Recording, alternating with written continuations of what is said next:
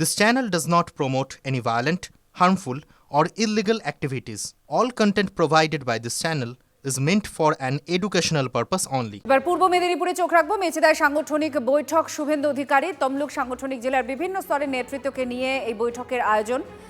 কনিষ্ক আমাদের প্রতিনিধির সঙ্গে রয়েছেন। কনিষ্ক, জেলার সাংগঠনিক কাঠামো আরো শক্তিশালী করা, পঞ্চায়েত স্তর জেলা স্তর পর্যন্ত দলীয় সংগঠনকে কিভাবে আর কার্যকর করা যায়, এটা মূলত লক্ষ্য আজকের আলোচনার। তো এখনো পর্যন্ত কি জানা যাচ্ছে, কারা কারা উপস্থিত হয়েছেন, কি বার্তা দেওয়া হতে পারে? দেখো, আমি যখন তোমার সঙ্গে কথা বলছি তক্ষুনি কিন্তু মঞ্চে, ভেতরের মঞ্চে একদম অভ্যন্তরীণ বৈঠক এটা। ফলে দলীয় কর্মী সমর্থক থেকে শুরু করে বিধায়ক, সাংসদ, ত্রিস্তরীয় পঞ্চায়েতের প্রতিনিধিদের নিয়ে কিন্তু মুখ্যমন্ত্রী বৈঠক করছেন। আর এই বৈঠকের মধ্যমণি হচ্ছে রাজ্যের মুখ্যমন্ত্রী শুভেন্দু অধিকারী।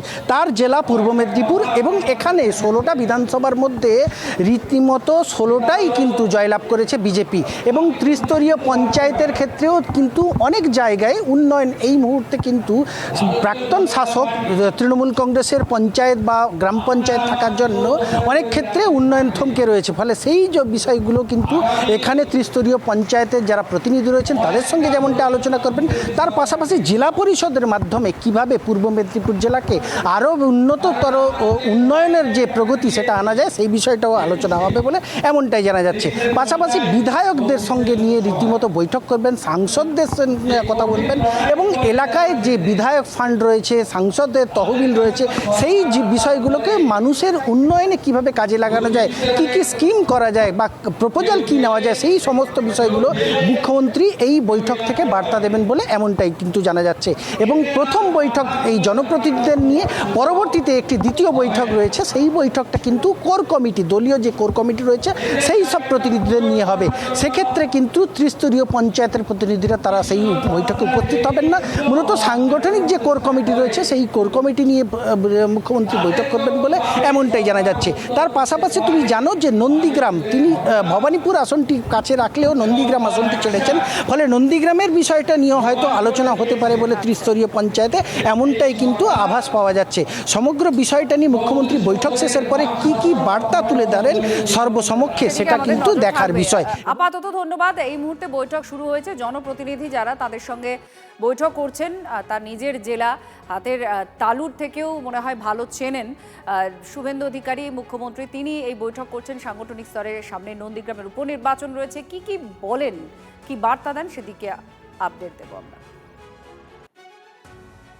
তৃণমূল আমলে সরকারি অফিসে হেনস্থার অভিযোগ। 6 বছর ধরে অফিস মুখহন্নে। রাজ্যে পালা বদলের পর কাজে ফিরতে পেরে শিলিগুড়ির অর্পিতা দাস কাজে ফিরতে চান। জলদাপাড়া ট্যুরিস্ট লজে কাজ করতেন তিনি। 2020-তে নিয়োগের পর হেনস্থার অভিযোগ ঊর্ধ্বতন কর্তার বিরুদ্ধে করেন। অভিযোগ করেও কোনো সুরাহা হয়নি। এরপর আচমকা মহিলাকে কলকাতায় বদলি করে দেওয়া হয়। তারপরেই অফিস ছাড়েন অর্পিতা দাস। শিলিগুড়িতে মন্ত্রী শঙ্কর ঘোষের ক্যাম্পে আজ হাজির হন অর্পিতা দাস। মানসিক অত্যাচারও মানে হতো, ট্যুরিস্টদের সামনে অপমান করা। এবং ম্যানেজার নিরঞ্জন সাহা, উনি এক্সটেনশন ম্যানেজার হয়েছিলেন। আমাদের এই সরকার আসার পর এক্সটেনশন যারা ছিলেন তাদের তো মানে বের হতে বললেন এবং উনি রিটায়ারমেন্টের পরও আরও 5 বছর জব করেছেন। মানসিক হেনস্থা ট্যুরিস্টদের সামনে, এবং যেটা আমার কাজ নয় সেটাই আমাকে করতে বলা, যাতে আমার মান সম্মান নষ্ট হয়। এবং ভালো করে একসাথে মানে বন্ধু হিসাবে থাকলে পরে হয়তো ভালো করে কথা বললে হয়তো সব কিছুই, প্রতিবাদ না করে চুপ করে মুখ বন্ধ করে সহ্য করলে হয়তো আমি অনেক কিছুই পেয়ে যেতাম, কিন্তু সেটা করতে পারিনি। সবাই তো এক হয় না, ডাইরেক্ট না, কিন্তু আমরা ইনডাইরেক্ট হলেও অনেক কিছু বুঝতে পারি এবং সেটা না হলেই আমাদের উপর অত্যাচারটা শুরু হয়। এত তো ডিপার্টমেন্ট, এত তো লজ, আমাকে যে কোনো একটা লজে দিতে পারতো, কিন্তু আমাকে তারা 3-4 জন মিলে প্ল্যানিং করে আমাকে জলদাপাড়াতেই নিয়ে আসলো এবং আসার পরে সেম আমার সাথে 1 সপ্তাহ পর থেকে শুরু হলো অত্যাচার, মানসিক অত্যাচার। শুনতে পারি আমার ট্রান্সফার কলকাতায় হয়ে গেছে। আমি কিছু জানি না, আমি খেলনা হয়ে গেছিলাম পুরো, শুধু পাওয়ার।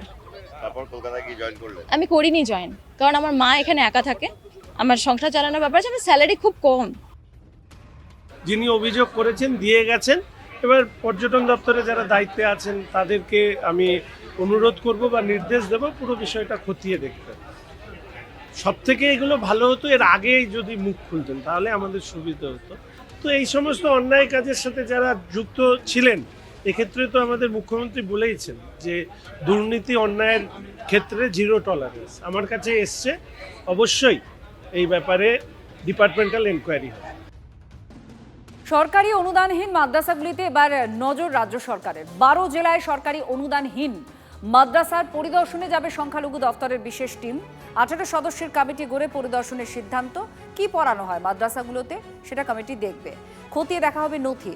15 জুলাই থেকে শুরু হচ্ছে পরিদর্শন, আর 21 জুলাইয়ের মধ্যে সংখ্যালঘু দফতরের রিপোর্ট দিতে হবে এই কমিটিকে। সেই রিপোর্টের ভিত্তিতেই পদক্ষেপ করবে রাজ্য সরকার।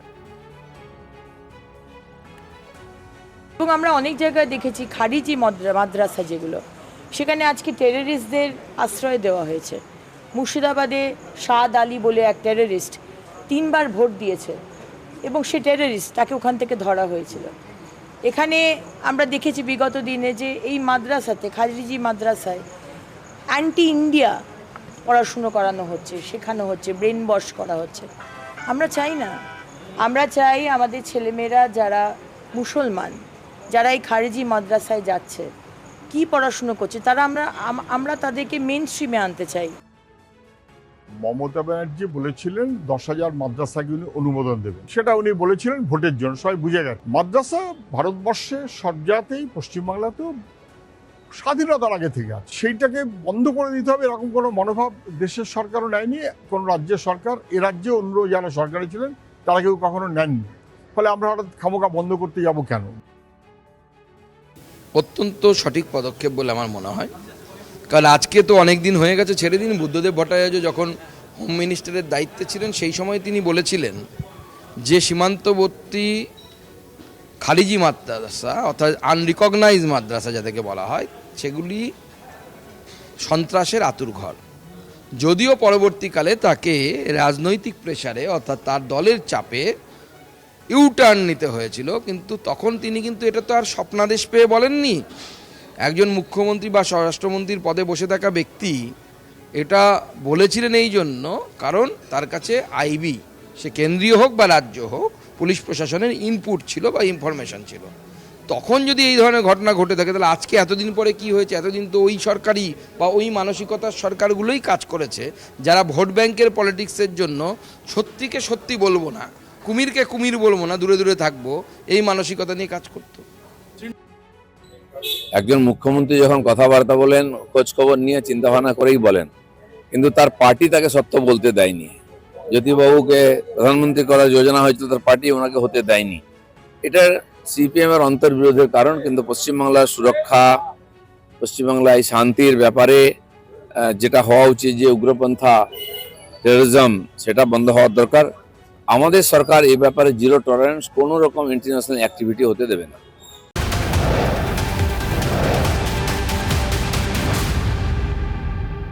বেহালায় ব্যবসায়ী ফ্ল্যাটে ভাঙচুর, লুটপাটের অভিযোগ। তদন্তে পুলিশ। বেহালার 121 নম্বর ওয়ার্ডের রিপাবলিক গার্ডেন এলাকার ঘটনা। তালা ভেঙে ফ্ল্যাটে দুষ্কৃতীরা ঢোকে, বাড়িতে কেউই ছিল না সেই সময়। ব্যবসায়ীর অভিযোগ, ভাড়াটে তোলার জন্য বাড়ির মালিকই গুন্ডা পাঠিয়েছেন। থানায় অভিযোগ দায়ের করেছেন। সিসিটিভি ফুটেজ দেখে তদন্ত শুরু হয়েছে। 13 বছর ধরে আছি, 18 ইয়ার্স ভাড়াতে, আপডেটেড ভাড়া আগের মাস অবধি বাই চেক।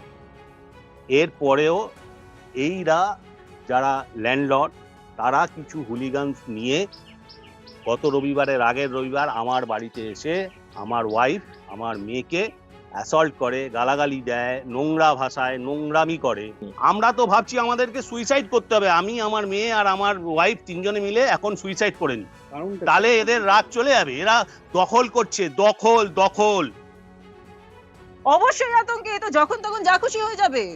আমার বাড়িতে কদিন আগে এসে ভেতরে ঢুকে হামলা চালালো, তারপরে যখন থানাতে কমপ্লেন করা হলো, তাদের এগেইনস্টে এফআইআর করা আছে, তাদের এগেইনস্টে অ্যাসল্টের কেস দেওয়া আছে, তারপরেও তারা ঘুরে বেড়াচ্ছে। বিচার চাইছি, কি চাইবো? এই সমস্ত ক্রিমিনাল যদি ঘুরে বেড়ায় তাহলে সাধারণ মানুষ কি মানে সুরক্ষিত নাকি? আবার আমার ছেলেরা ছিল যারা নিচে, আমার কি ড্রাইভার ছিল, তাকে সে ভিডিও করছে বলে তার ফোনটা নিয়ে ভেঙে দিল। আমার ধারণা বিজেপির সঙ্গে যুক্ত কোনো আমাদের যারা নেতৃত্ব রয়েছে বা আমাদের যারা কর্মী রয়েছে, তারা এইভাবে এই ধরনের কাজ করতে পারে না। বিশেষ করে যেটা বললেন যে ঠাকুরকে ফেলে দেওয়া, রাস্তায় ফেলে দেওয়া বা ধরে ছুঁড়ে মারা, এটা আমাদের দল বা আমাদের